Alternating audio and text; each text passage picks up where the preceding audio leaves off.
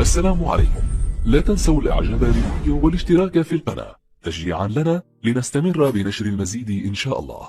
وليت كنمشي عنده للحانوت على اساس نتسخر، ولكن ولا كيبوسني وكان كيعجبني الحال، حتى ان واحد النهار عيط عليا مع العشيه وكانت الصيفيه والجو سخون. السلام عليكم متابعينا الكرام ومرحبا بكم في فيديو جديد وقصه جديده. وقصتنا هاد النهار قصه ديال هبه. كملوا معايا القصه حتى الاخر باش تعرفوا شنو اللي وقع لهبه، ونبداو القصه ديالنا على بركه الله. اسمي هبه وفي عمري 22 سنه، وجيت اليوم نعاود لكم قصتي وحكايتي. انا قصتي عندها 3 سنين ملي تعرفت على واحد جارنا كان عنده الحانوت ديال البقال. هو كبر عليا ب5 سنين. كنت تقريبا كل نهار كنمشي نتسخر من عنده، وواحد النهار مشيت نتسخر من عنده كيما ديما، وقال لي واخا تعطيني النمره ديال التليفون ديالك بغيت نهضر معاك. عطيته النمره ديالي ومشيت في حالي. وفي الليل عيط عليا وبقيت كنهضر معاه تقريبا ليله كامله، واللي تقريبا كل نهار كنهضروا مع بعضياتنا في التليفون. انا في الاول كانت نيتي معاه خايبه، كنت كنهضر معاه غير باش نضحك ونتفلى، وبقيت شهر كنهضر معاه، والصراحه تعلقت به.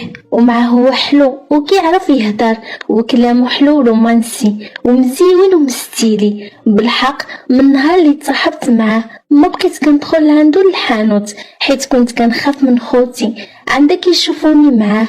قال لي لا ما تخافش، وحتى زينه عندك تقول لشي واحد.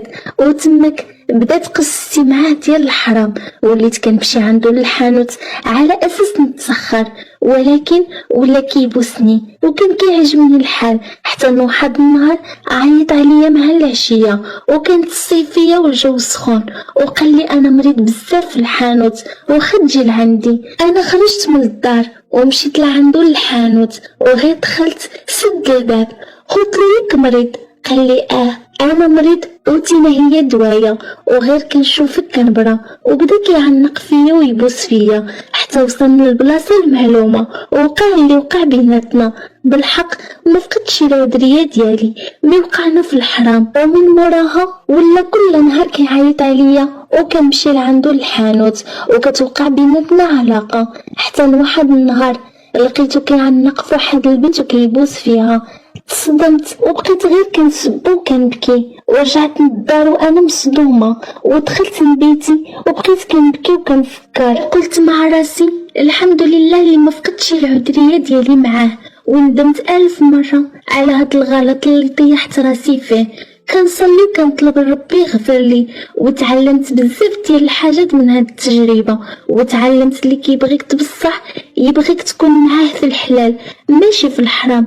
كاينه بزاف ديال البنات كتوقع لهم نفس القصه اللي وقعت لي، وهيداك كيكملوا فيها.